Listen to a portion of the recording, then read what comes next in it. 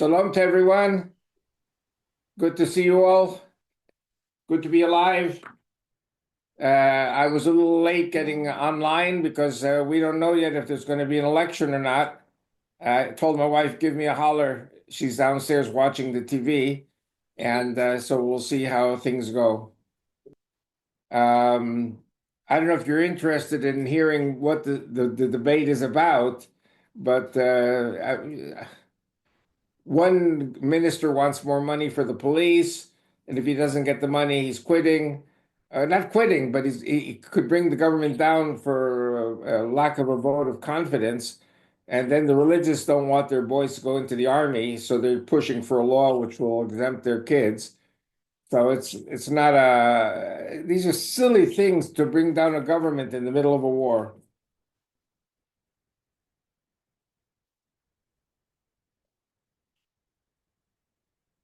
Other than that, if we go step by step, the overall opinion in the military is that Israel must go into Gaza full force, take maybe 3 months, and then completely wipe out Hamas. We are not seeing any forward movement in releasing the hostages. We had a brilliant victory in Lebanon, a brilliant victory without doing anything in Syria. We are having to deal with the Houthis in Yemen, but at this point, the frustrating problem is Gaza, and you know that for us to finish the job in Gaza, there will be a lot of pressure, at least in the next 20 days, from the Democrats. So the Israelis are kind of dragging their feet regarding Gaza, waiting for Biden to evacuate the White House and let Trump get in. We feel we will have a better ear to listen to us if Trump is in the White House. So it's a tense time because the Democrats have been stalling us all the time. I'll never forget President Biden saying, "Oh, we're working so hard and we are so optimistic, and it's all bullshit." Excuse the expression. Um, our hostages are stuck. Hamas is lying and lying and lying. Um, so I think the decision is being made to go in and finish off the Hamas. So this would require virtually pulling out all our troops from Lebanon and sending them down into Gaza and finish the job once and for all. So listen, we've been going a year and almost 3 months. So we shall see what happens with Gaza. We have one more month for the ceasefire in Lebanon, so we're going to see what happens with Lebanon. Uh, so that'll be interesting. Syria is feigning that it wants peace with Israel at this stage. We're just watching very carefully. Um, the fighting is going on now in Syria between the Kurds and the Turks. Um, the Turks' desire is genocide, wipe out the Kurds, in which case Israel might get involved in another conflict, the Kurds and the Turks. We don't know yet what's happening with them. The Druze minority in Syria is firmly on the side of Israel. So we are in Syria in the areas where we are, holding on to our ground there. Um, of course, in the dust of the battle, we really don't see what's going on there. The military knows what's going on, but doesn't talk very much about it. Now, I think our primary pain in the butt is the Houthi missiles being fired at us almost every day from Yemen. All that could stop if we were allowed by the United States to go into Iran and finish the job there. So we're kind of like being very patient until the administration goes over to Trump. Um, I think the Democrats are biting their nails, finding ways to punish Israel, but we're doing exactly as they're saying. So that pretty much is holding the ground. Um, I don't know really what more to say.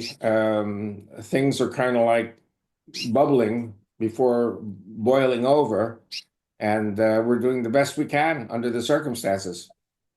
So I have a lot more to say, but I think the best thing is open up to questions, and because your questions are always fantastic, and they challenge me to pour the information out. Does anyone want to ask a question? Unmute yourself.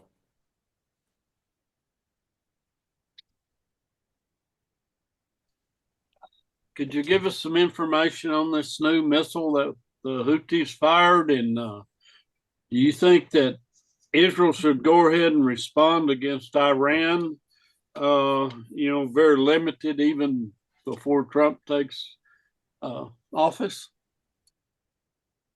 Well, regarding Yemen and regarding Iran, the Israeli government, the Israeli military, is in very close contact both with the incoming administration and also the Democrat incoming administration.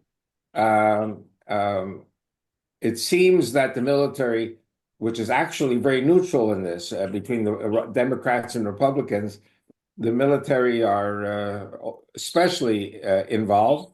Today, there was a United States-led coalition attack on the capital of Yemen, Sana'a, and I think there were 10 attacks on critical targets in Yemen, and it's U.S.-led coalition.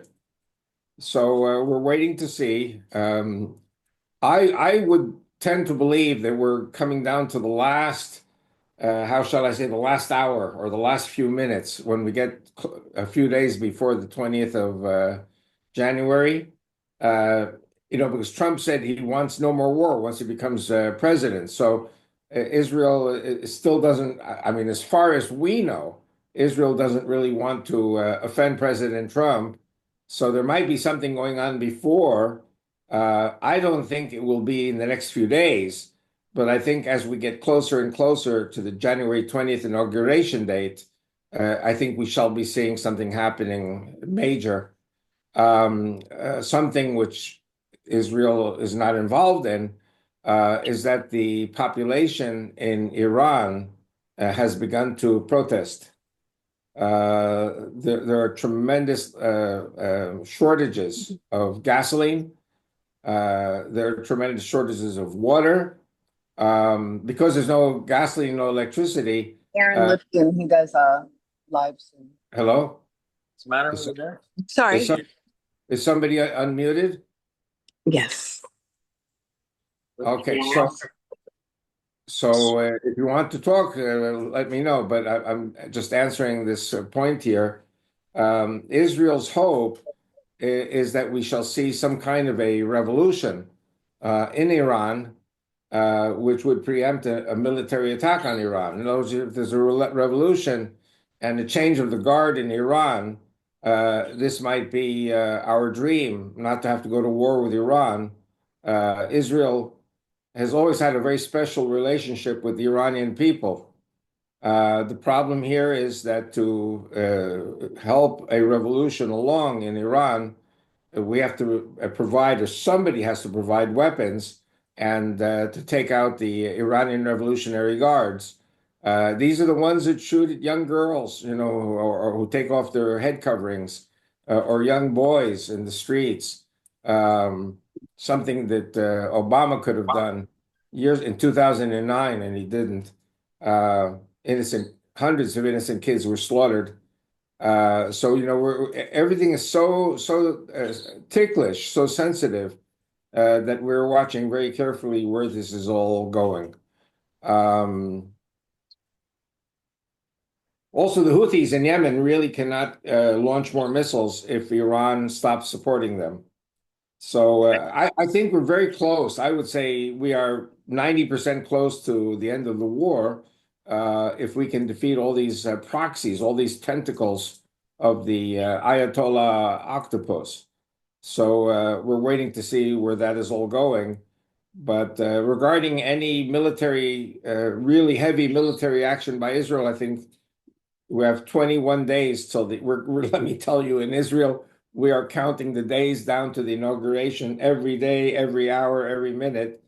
And we're watching very carefully everything that's going on now in the entire Middle East. An interesting point, I don't know if you heard any of this in your media in the States, that fighting has broken out between Pakistan and Afghanistan. Remember Afghanistan, where Biden pulled out? So the Taliban in Afghanistan are now shooting at the Pakistanis, which are regular army. I don't know where that's all going, but we may be seeing a lot of instability on the borders between Iran, Pakistan, and Afghanistan. That will also affect what's going to be happening. So we have to watch that too. Next question.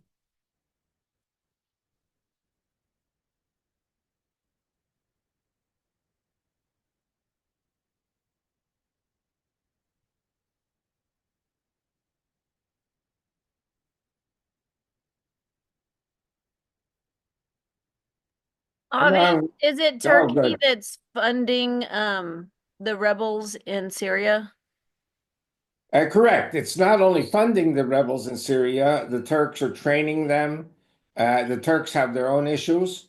The Turks want to occupy Aleppo, which is Syria, claiming that this belonged during the Ottoman Empire to Turkey, and it was taken away from Turkey by the British and the French with the Sykes-Picot Treaty.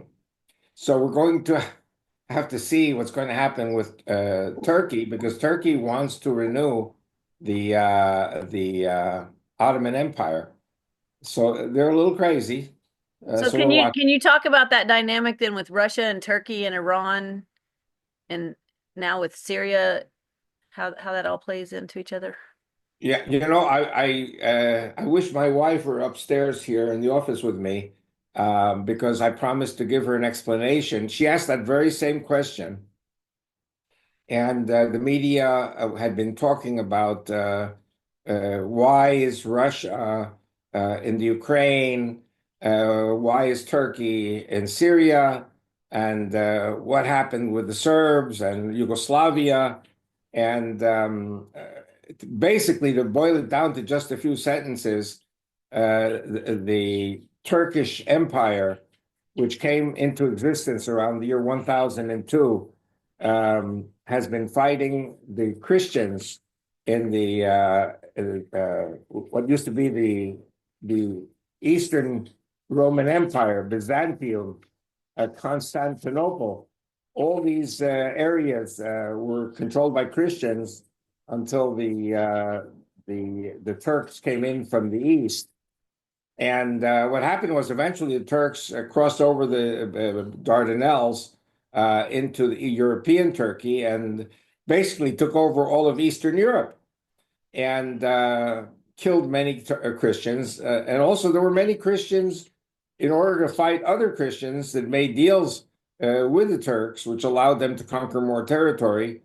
And so what happened was the Kosovars, the Muslims of Kosovo, eventually became 90% of the population in Kosovo, and Pristina, which is the Jerusalem of the Serbian people, is now 90% Muslim, and the Serbs are backed by the Russians. And so NATO attacked the Serbs during the Yugoslavia War. So this is a war of, I don't want to say of 1,000 years, but it is a war of at least 500, 600 years. Regarding Ukraine, and I'm a Sovietologist, so I could take hours to talk about this, but you have to remember that the great power fighting the Turks was Poland. And Poland eventually was defeated by the Ukrainians, who were part of the Polish Empire, by the Russians, who defeated the Poles and the Ukrainians. And so the Russians ended up becoming an empire. The Turks ended up becoming an empire. And everything we're seeing today is an outcropping of the relationship between the Christian world led by Russia and the Muslim world led by Turkey. Of course, as we see later in the 1800s, the British and the French began to take a very serious role and on and off supported Turkey or supported the Russians. It's a long history, and there's a lot of backstabbing and a lot of politics. I have to tell you, I don't know, Laurie, if I ever told you this story, but I was in Moscow in 1994. And again, very long story. I'll make it very short. I was invited to give an interview, 1 hour interview in Russian with Radio Moscow. And to do an interview in Russian, it took me 3 hours of preparation, writing down the questions and answers in my own handwriting, and then reading the questions. And they would read to me the questions, I'd read to them the answers. And I knew enough Russian to know that, they weren't putting words in my mouth. And I said to the Russians, I said, this is 1994. The Cold War is over.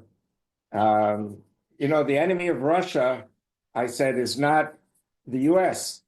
The enemy of Russia is not Europe. The enemy of Russia is not Israel and the Jews. The enemy of Russia, which has always been the enemy of the Russians, is the Turks. I said to them, you Russians have been fighting the Turks for 1,000 years. And my interviewer was totally flabbergasted when he said that the Russians should make an alliance with the United States, Europe, and Israel. And he said, well, it's 1994, and the Russian Empire under communism has collapsed. But ideologically, we're still communists. And we believe in the solidarity of the nations, that we shouldn't be hating anyone. I said, I'm not telling you to hate anyone. I'm not telling you to hate the Turks. But if you know your Russian history, and I'm sure you do, you guys have been fighting the Turks for 1,000 years.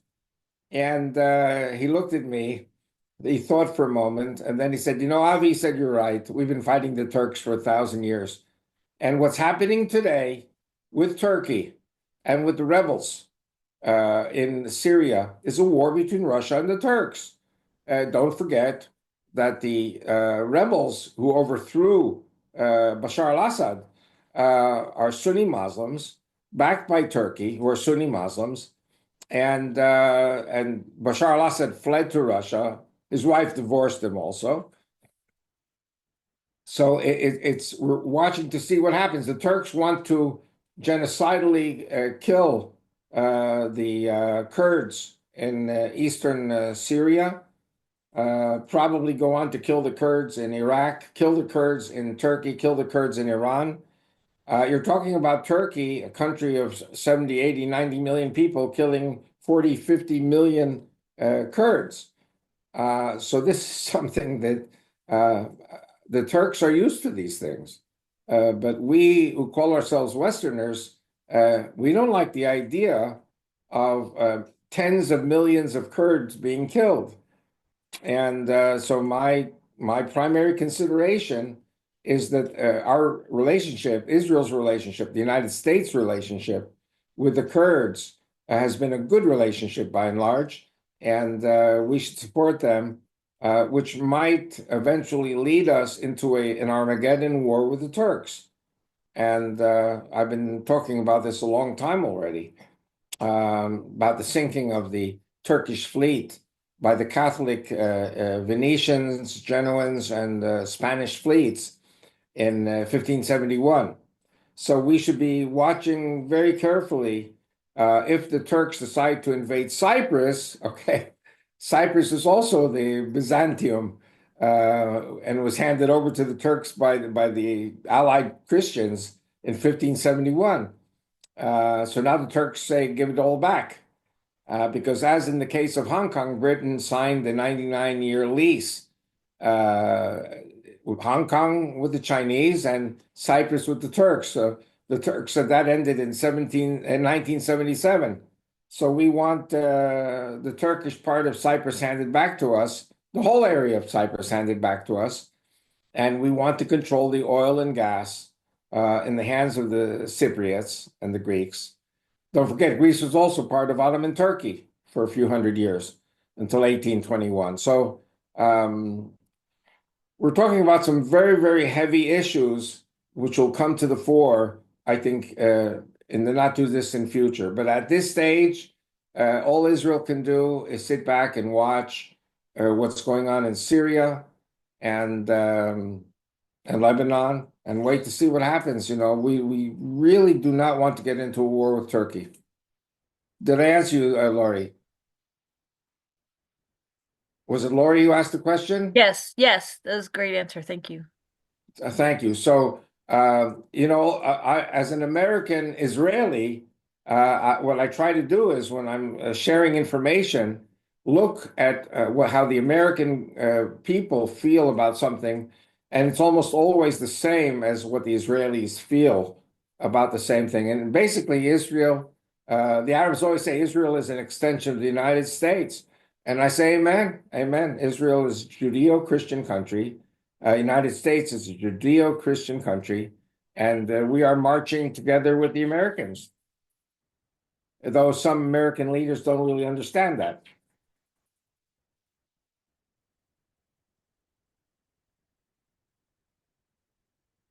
Next question. Have you seen the Joel Rosenberg interview of Sunni Muslim cleric in the Kingdom of Saudi Arabia? No, I haven't, Laura. If you want to talk about it, you can.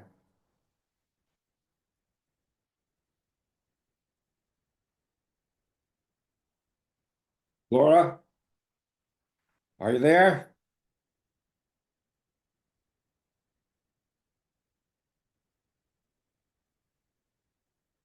I'm looking for you, Laura. Unmute yourself.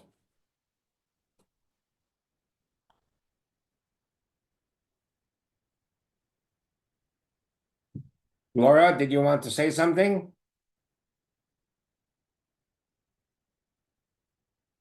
Okay, well, I don't know what he said, but if you want to talk about Joel Rosenberg and his interview, you can tell me what you mean when you say puppet.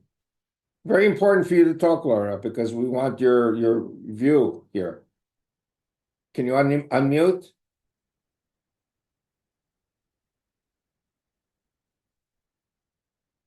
Laura? Oh, you don't have a microphone. Okay.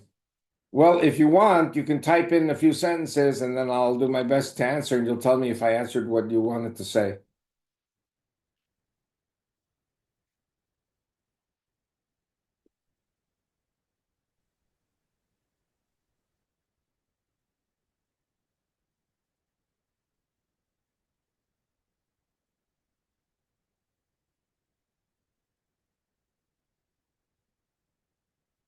Okay, I see you've written, Avi, have you seen the Joel Rosenberg interview of Sunni Muslim cleric in the Kingdom of Saudi Arabia, Sheikh Mohammed Al Isa, a former Saudi justice minister who now serves as Secretary General of the Muslim World League, the largest non-governmental Islamic organization in the world? The Sheikh has also urged Hamas leaders to immediately release all of the hostages. That, by the way, would be very positive if he really said that. Who's widely seen and praised in the region as a moderate, as someone committed. Let me get this down here.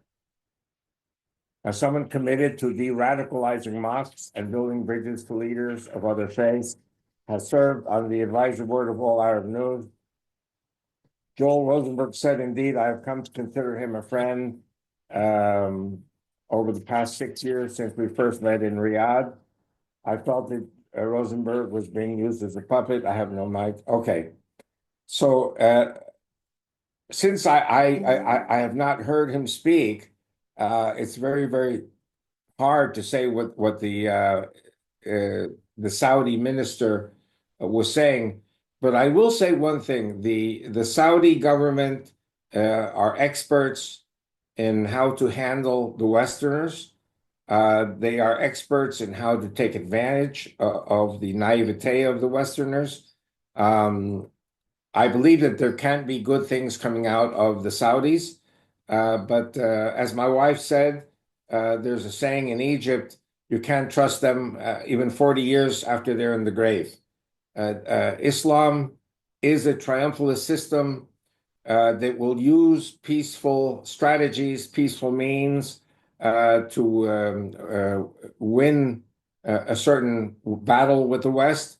But it should never be forgotten that there is no such thing as a Muslim leader who is ready to embrace Christianity or Judaism, and everything they're saying has one purpose and one purpose only, and that is to convert non-Muslims to the cause of Islam.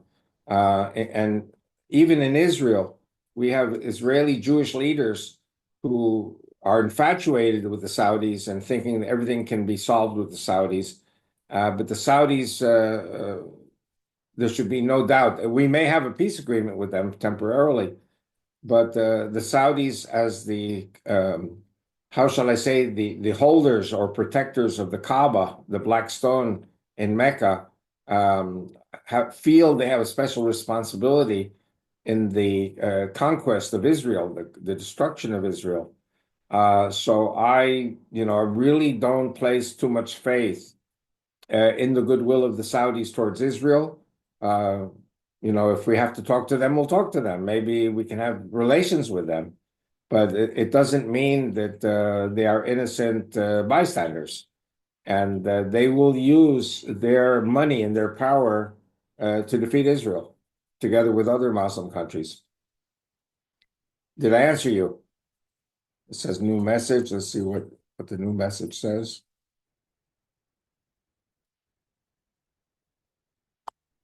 Okay, you say here, I don't trust Rosenberg now because he is so giddy or happy to have the sheikh as a friend. Here is the link to listen when you have time. You send me the link. This is exactly what I said. I know Jewish people, good Jewish people, who go to Saudi Arabia. They get a lot of money from the Saudis. They do business with the Saudis. Therefore, they become, as you said, giddy.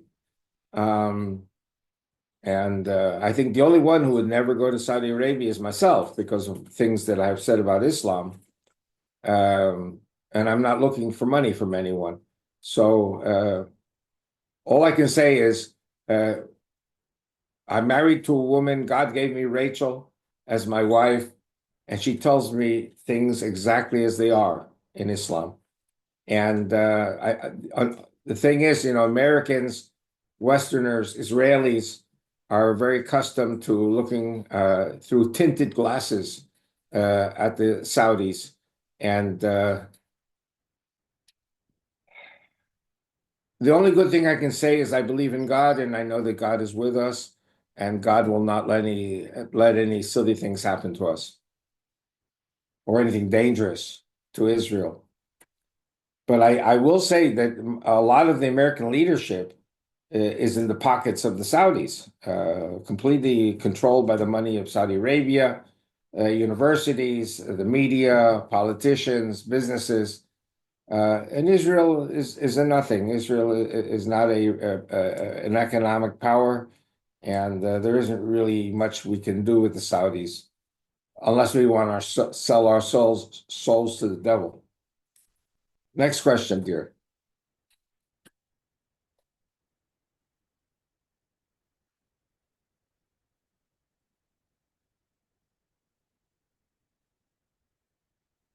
Thank you for your books that help me understand the Muslims.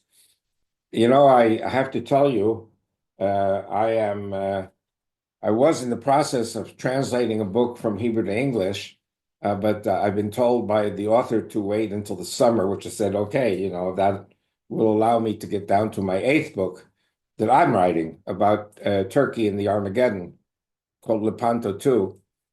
And don't forget that the Turks also controlled Mecca and Medina for a time. They controlled Saudi Arabia. If you watch Lawrence of Arabia, there was a great Arab revolt against the Turks in World War I. So a lot of history here. Thank you very much, Laura.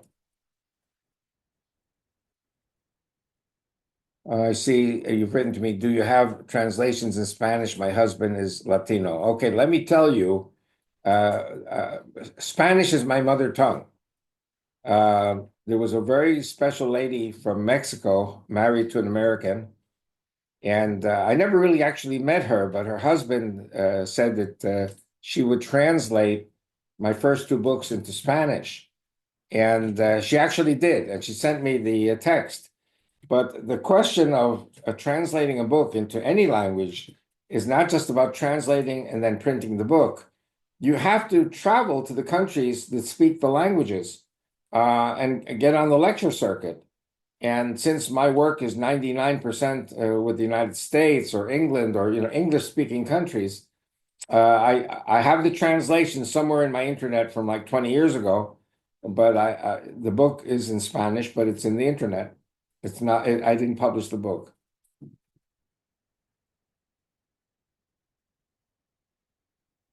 Okay, I see here, Glenn Howard. You have frequently talked about Turkey and Russia, but comment on Egypt and Turkey. Do the Egyptians see Turkey's activities in Syria as a threat to them? Um, uh, Very frankly, at least according to my wife, the Egyptians don't really like the Turks. Don't forget, the Turks are not Arabs. The Turks are an Indo-European group. They had a caliphate. They ruled over Egypt for hundreds of years. And the Egyptians were very happy to get rid of the Turks because the Turks are not Arabs. So there is kind of a rivalry between Egypt and Turkey. Egypt and Turkey also have the biggest Islamic militaries. So Israel has to watch both countries, Egypt and Turkey. So I don't really talk very much about it because, our primary considerations here in Israel are Gaza, Lebanon, Syria, Houthis, Iran. So we're watching all that very carefully. But I predict we will have to deal with Turkey very soon, maybe Egypt also.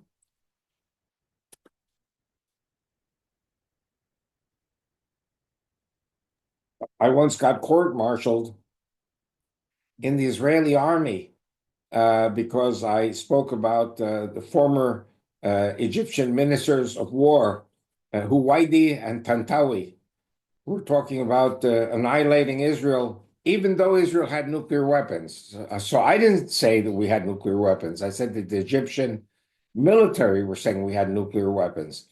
So I got court-martialed because I got the information from very great gentleman by the name of Stan Goodenough, who was writing I think, for the Christian embassy at the time. And they said to me, naughty boy, you should never talk about nuclear weapons again. Israel doesn't take responsibility for nuclear weapons. So the Israeli response today, according to Yaakov Berdugo, who is a very well-known commentator on Israeli Channel 14, he says, oh, yes, we have a very important factory in Dimona for textiles, if you know what I mean. Next question. I'll look for the book for the Spanish translations on. Okay, now listen, my dear Laura, I have to tell you, I never posted it. It's in my internet memory. So if you want, send me an email address and I will see if I can find it. I have to go back like 20 years and because the two books that I wrote in English that were translated into Spanish were 1997 and 2000 and 1999. So the Spanish translations must have been around 2001, 2002, 2003, something like that. So my email is vicmord, half of Victor, VIC, half of Mordecai, MORD, 2001 at Yahoo. If you send me your request and your address, I'm gonna have to work very hard to find it, but I'll find it and send it to you, God willing.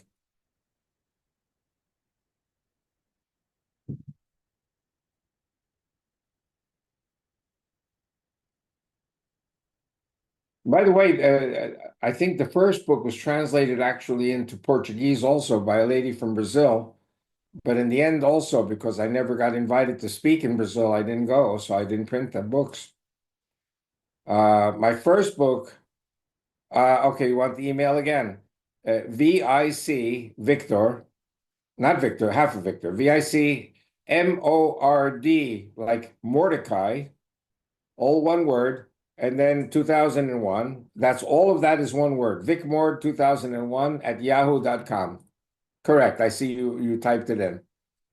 So, my first book actually was printed and in German. So my first book is in two languages. It's in English and in German. And the Spanish, my first two books are in the internet on my site. So I have to look for them.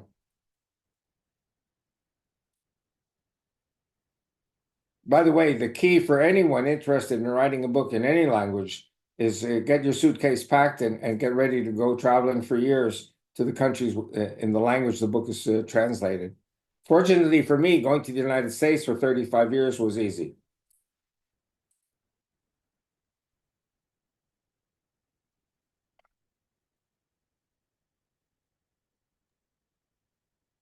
Avi, Yes.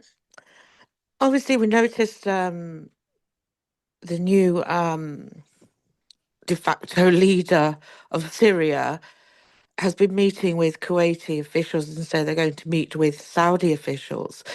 But they're also saying that the Ukrainian foreign minister, well, I think he has already been visiting in Damascus and saying he wants to strengthen ties with the new Syrian leaders after years of Russian influence.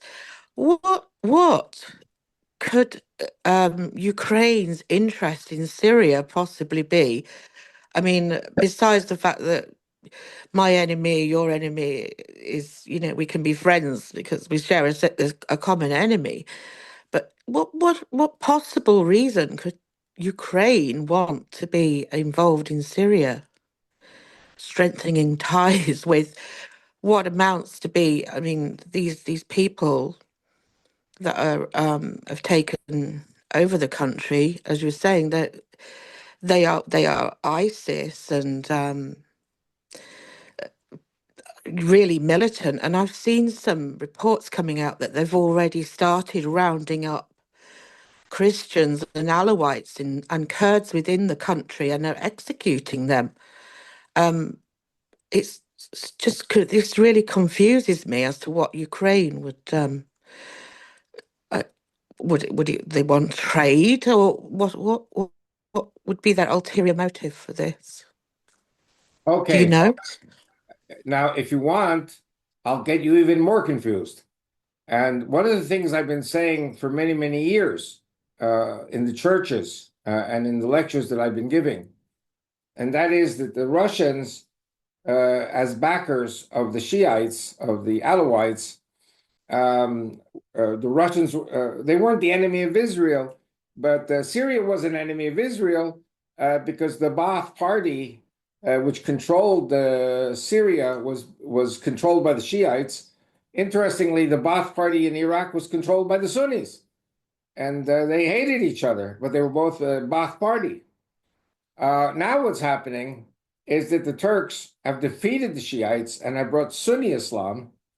And you have to remember that the Shiites exiled 500,000 people, Sunnis.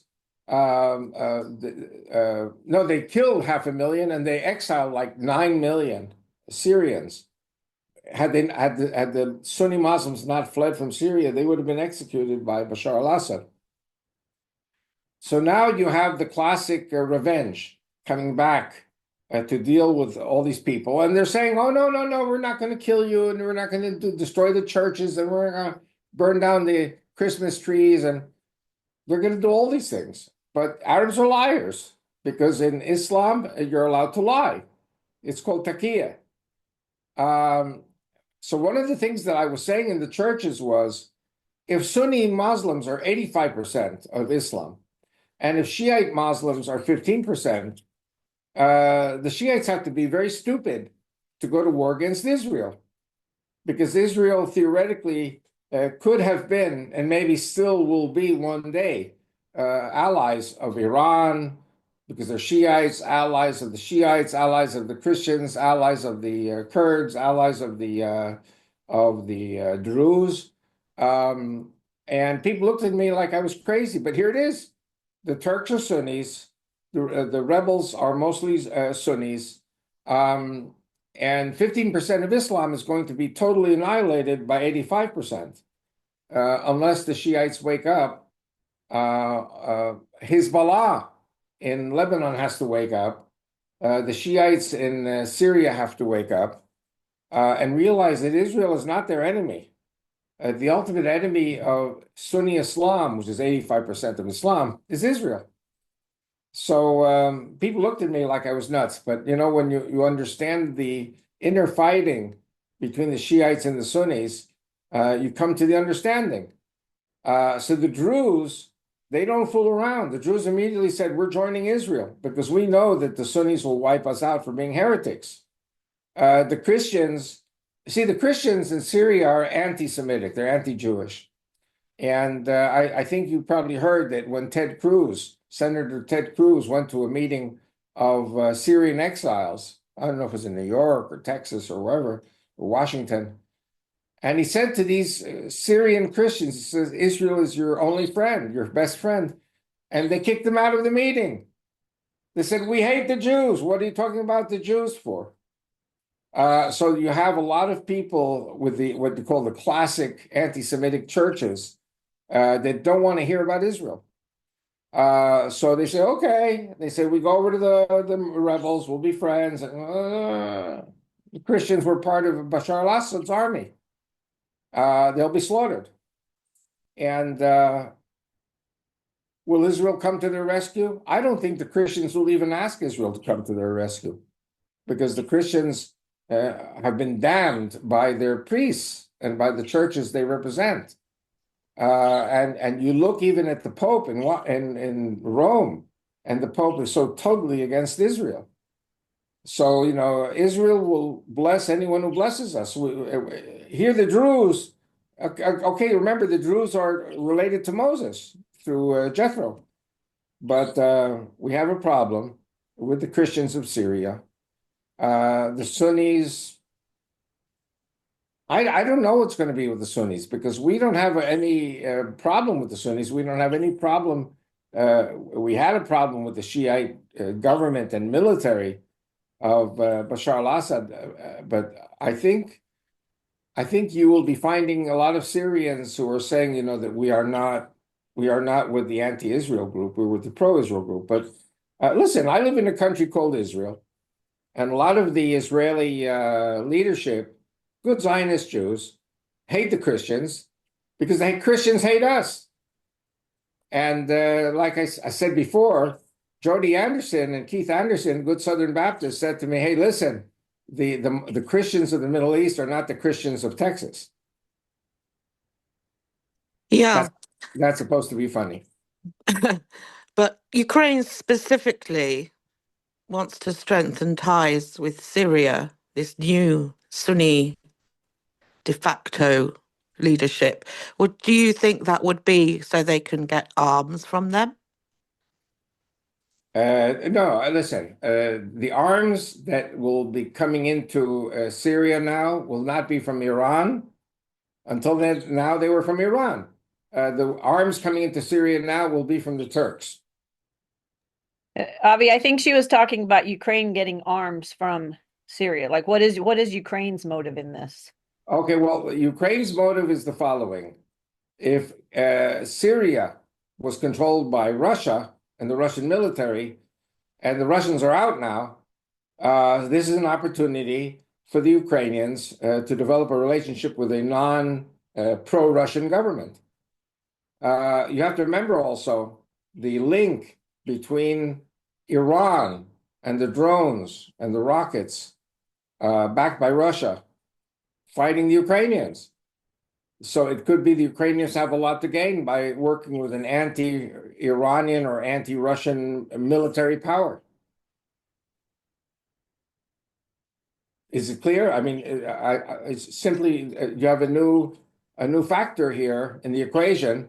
Don't forget also, for your information, a lot of Sunni Syrian Muslims and Chechens and others who are anti-Russian went to the Ukraine to fight against Russia.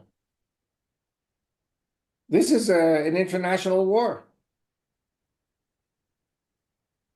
Yeah. Yeah.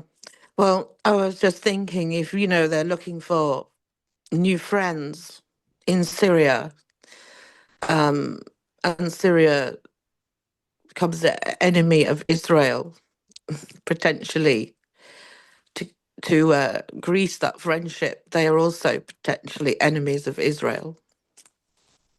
At this point, Israel is still in the middle. Israel does not favor either side. Israel is just, watching very closely what the Sunnis and the Shiites are going to do to each other. The Druze have already decided they're with Israel. The Kurds theoretically are also with Israel. The problem with the Kurds is that any move by Israel to support the Kurds could bring much closer a conflict with the Turks. And we really don't need a war with the Turks. We may have a war with the Turks anyway, but it could be that Israel is still licking its wounds in battle from Gaza and Lebanon and Syria and Iran and the Houthis. And so Israel's just a little country. Our population is, praise God, is now 10 million. But, the Turks alone are almost 100 million. The Egyptians are almost 100 million. So, we're watching all these countries very closely.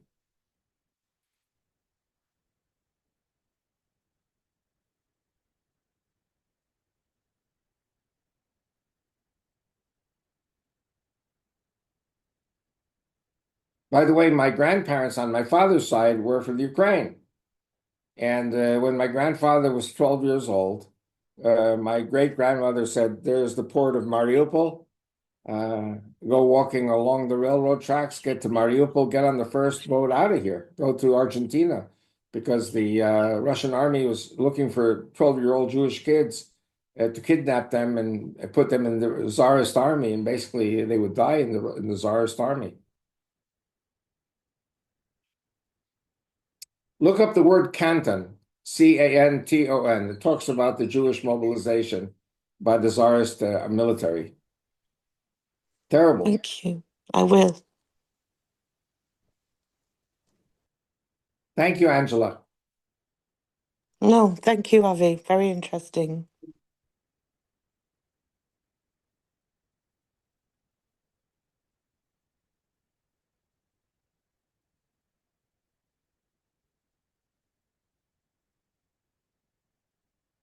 Laura, so your grandparents were from the Ukraine. Maybe you're a cousin of mine. Who knows?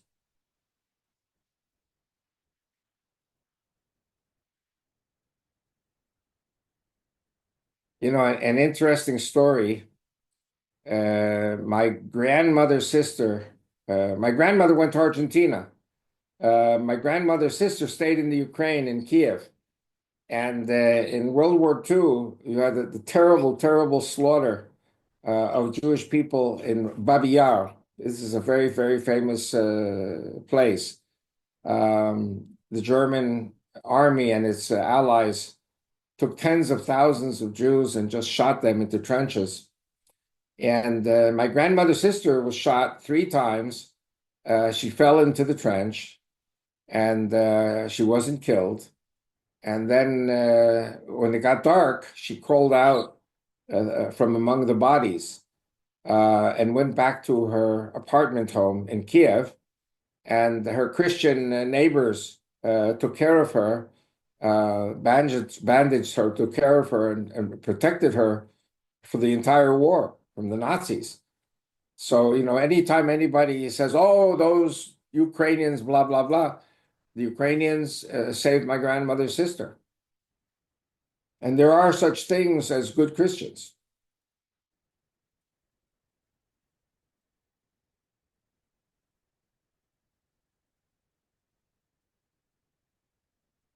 Thank you, Laura. From now on, you're my cousin. On the note of good Christians, can you hear me? Yes, I hear you. Who is this? This is Chris McKinley from New Hampshire in the United States. I see you, Chris. Have we met before? We have not. No, I just got the Nice. link from your son, Aaron. Nice to meet you. Yeah, Nice well, to meet you, Avi. I followed It- your ministry for a long time. what area? New Hampshire, so New England in the United States. Okay, I've been in a lot of places in New Hampshire, a lot of churches. Awesome. So I have a question. From what I've heard, the Christians of Iran are also not the same as the Christians of Syria, probably being that they're actually Bible-believing Christians rather than Catholics or Orthodox. Could you talk about the pro-Israeli Iranian Christians who are overjoyed at the prospect of the jihadist leadership of Iran being removed by Israel? Well, firstly, from the little I know, you okay? You muted. Good. From the little I know, the Christians, or shall I say, the newly converted, born-again Christians in Iran, I am not so sure that they're Catholic or Orthodox. I think many of them are born again. I work a lot with different Christian ministries in the States who work with Iran. And it's funny, very, very tongue-in-cheek, but these Christian missionary people said to me that the greatest thing that could possibly happen for Christianity was for the Ayatollahs to take over Iran. And because so many people are converting to Christianity. And of course, if we have to, as Jewish people, if we have to make a choice, we definitely prefer the born-again Christians in Iran. But the people of Iran themselves overall, especially the Zoroastrians, those who did not submit to Islam, they're very pro-Israel, very loving of Israel. And like I said, I do TV shows and programs with Christian ministries that help the Iranians who convert. And I think it's a wonderful thing. I think that this horrible, horrible Ayatollah regime has brought about an unexpected blessing of conversion to Christianity by millions of people in Iran. And I was in Iran in '69, and I loved it. I felt very much at home. We have a lot of roots in Israel. We have a lot of roots in Iran. Um, I'm really, really praying for the day that the Ayatollah regime will be overthrown and that there will be freedom of religion. In other words, freedom for many people to become Christians and for Iran to become an ally of Israel again. We do not hate the Iranians. We love them. I hope I answered your question.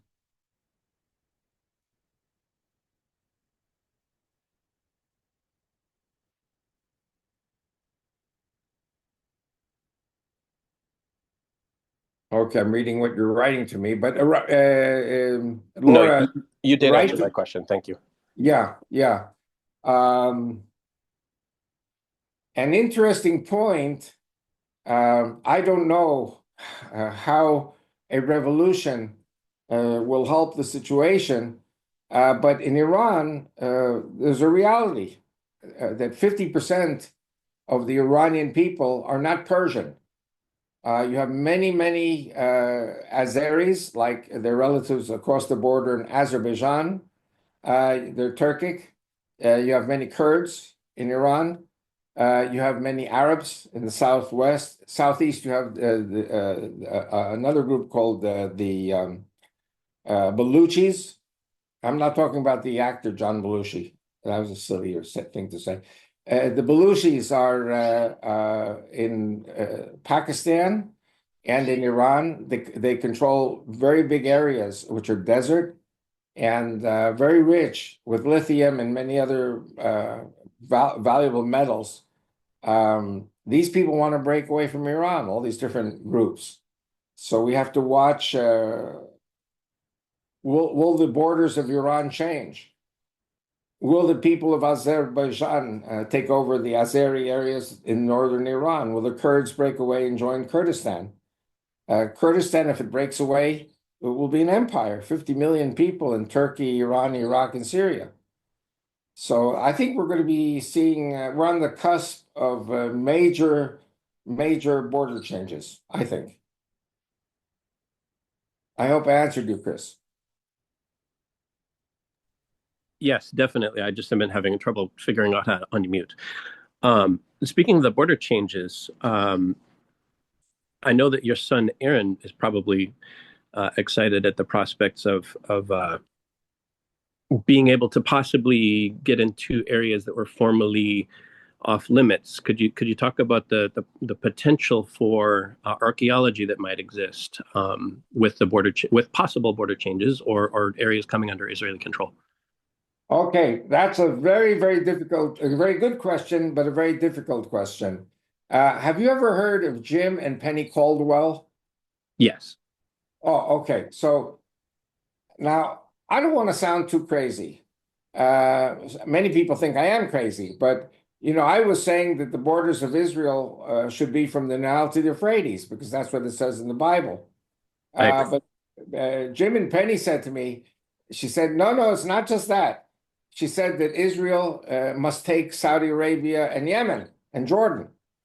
And one of the things I learned when I share this information is that my worst enemy in the world is the Jewish mother. Because if you've been to Florida, you know that everyone has a golf cart there.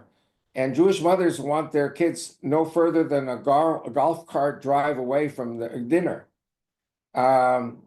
If we take Saudi Arabia and Yemen, all these countries, our kids are going to be scattered all over the Middle East.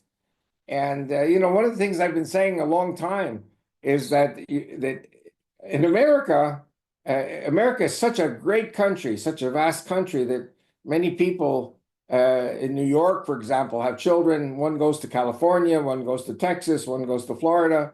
Then the parents retire to Florida. Seeing your children or grandchildren is not to be taken for granted. So the situation today is that Israel is a small country. My son Aaron lives half an hour away. My other son Yaakov lives an hour away. The moment our kids and grandkids start getting jobs as archaeologists in Lebanon or Syria or Saudi Arabia, and this Jim and Penny speak about the sandal foot markings, the giant feet. You have these in Saudi Arabia. You have these in Jordan. Yeah. I didn't know that. And actually, we have a soldier, a 71-year-old, who was killed a month or two ago. There's a big debate. Why was he in uniform in Lebanon? But they found a fortress, I think, from either the time of the Maccabees or before. And it was a Jewish fortress in Lebanon. And he went there. He had been hand in hand with the Israeli military. And the idea was to find Jewish souvenirs in this fortress. And he got shot by a terrorist. So, listen, I don't know. This Middle East is enormous. And the Israelites spent 40 years in the desert. It was 38 years in Arabia. Arabia means Yemen and also Oman and Basra, Iraq. And then the last 2 years were in Jordan. Then they came across to Jordan. So our history is very interesting. It's not really researched enough.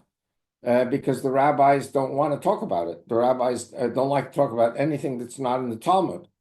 So those of us who are Bible, buffs say, hey, wait a second, this is not in the Talmud. And they say, that's because of that, we don't study it. I said, well, that's ridiculous. The Bible gives us very clear hints as to where everything was. And so Aaron and I are, of course, of the same opinion on that. Have you been to Israel, sir? Yes, my family and I went about 2 years ago. We loved it. It was amazing. Did you see the giant foot markings in the Jordan River Valley? I didn't. Unfortunately, I went with my church. It was our first time ever there, so I would love to come back and see all of the footprints. I'm extremely interested as a part of my research. So, but no, I wasn't able to go. Well, you have Mount Gerizim and Mount Eval in Shem Nablus. And my son was actually part of the group led by Professor Adam Zartal. And they found the altar of Joshua and archaeologically proven to be the altar of Joshua. It proves the veracity of the Bible for Jew and for Christian. This is so important. They found animal bones of 1-year-old animals that were kosher animals. They found amulets from Egypt that had been brought out during the Exodus. But I've heard that there are these same foot markings in Jordan and in Saudi Arabia. Politically, I'm going to go into a field that you haven't mentioned. MBS, Mohammed bin Salman, the regent for Saudi Arabia, he wants to turn the area of Mount Sinai in the Madian Mountains, he wants to turn it into a Disney World, which is sacrilege for Jew and Christian. And he knows it, and he's doing it precisely for that reason. It's what they do. That's what they do. So it's very important for Jews and Christians to work very closely together to prevent our Judeo-Christian holy sites from being taken over by Islam. Amen. Is Joshua's altar under Israeli control yet? The answer is not yet, but theoretically it's going to be. The Israeli government passed a law that places like Joshua's altar must become protected areas as national heritage parks, meaning that the Arabs cannot build there. So, it's not that we're going to build, we're not going to build, but we're looking for every opportunity to protect our holy sites, especially one so important, going back 3,200 years, proving that the Israelites indeed were there. I've also heard some developments about the seemingly a new liberty on the Temple Mount for Jews. Could you discuss that a little? Indeed, it's a very funny story. I was taking a Christian lady to the Western Wall tunnels, and when we came out, a dear friend of mine, do you know Gidon Ariel? No. He has something called Jewish roots or Christian roots. I don't know. He works Jews. It's like me. He works Jews and Christians. I do some teachings for him. Gidon Ariel, look that up. Roots, Roots. And anyway, Gidon Ariel yells out, Avi Lipkin! So I turn around. It's Gidon Ariel. Come with us up onto the Temple Mount. So I went up with him to the Temple Mount. And it turns out that this was the first time that we went up on the Temple Mount with official Israeli permission, that a law had been passed, making it more feasible and easier for Jewish and Christian people to go up and pray on the Temple Mount. And that's what we did. But the funny thing, the painful thing was I had to take my shoes off. So I walked for like a mile and a half around the Mosque of Omar on the Temple Mount, and my feet were aching for a week after that. But I did the mitzvah of going up on the Temple Mount. That's amazing. Yeah. A funny story. My wife and I, when we went up 2 years ago, we were just taking pictures. We're American tourists. We don't know anything. So Right. I have someone taking a picture of my wife and I put my arm around my wife. And just for the picture, this is what we do in America, right? So the walk comes up, and we didn't even know they were there. Just out of nowhere, they're like, this guy, he yells at us. He's like, no touch for woman. In other words, this is not so far-fetched, because in the Jewish ultra-Orthodox areas, also no touchy. Yeah, we didn't even know that. Yeah.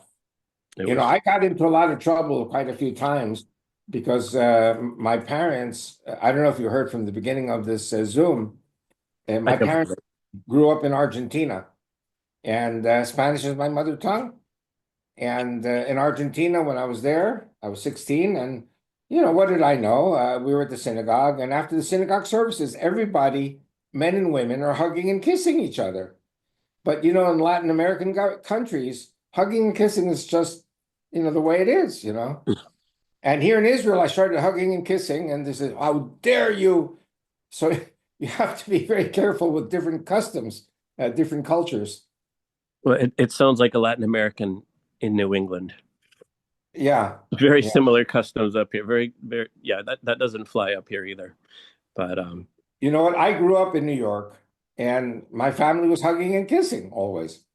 And we were told, or we would see movies, and in America, as a sign of affection. You shake hands with a fellow man. You shake hands, and well, so like, praise God, I made it alive to 76. Next week, I'm 76. Congratulations. And thank you. And I haven't been killed yet, but even in my wife's family, there's no hugging, no kissing. No, so I have to be very careful. Sometimes you can't even shake hands with the ladies. Wow.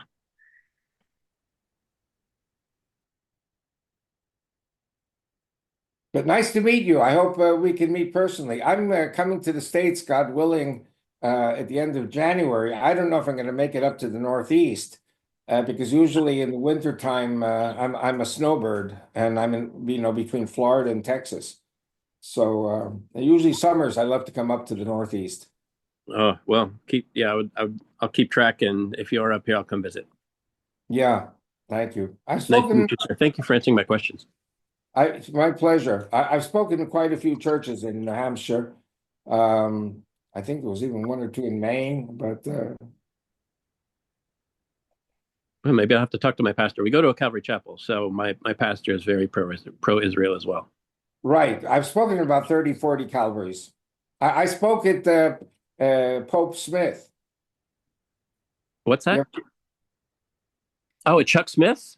Chuck Sure. Smith. It goes to be said Pope Smith. Smith. That's hilarious. And his church was in Costa Mecca. Yeah, Costa. Yeah, oh my gosh, you're bad. Oh, I love Calvary chapels. I have a very good time there. Yes, definitely.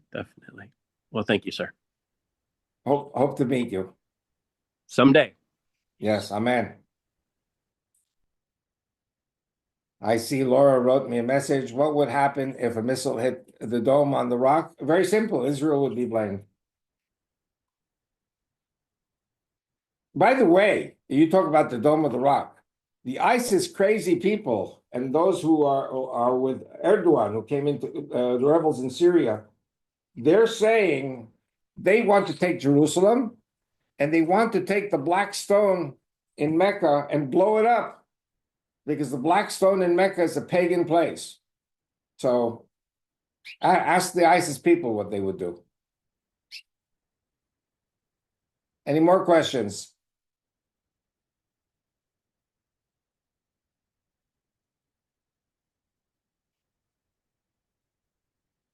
Lori, are you there? I'm here. You ready to I call think- it a wrap for today? I think we'll wrap, and next week is already the beginning of January, or the first week of January, and I'm already thinking about traveling. Again, I don't know what's going to happen with Iran, or will something happen last minute that I can't travel, but theoretically my plan is to travel late January. So I'll be probably in Florida for February, and then March I'll be in Texas. Sounds great. So make breakfast. Okay, will do. Okay, Good we'll luck. see you next week. Shalom, shalom. Shalom, y'all.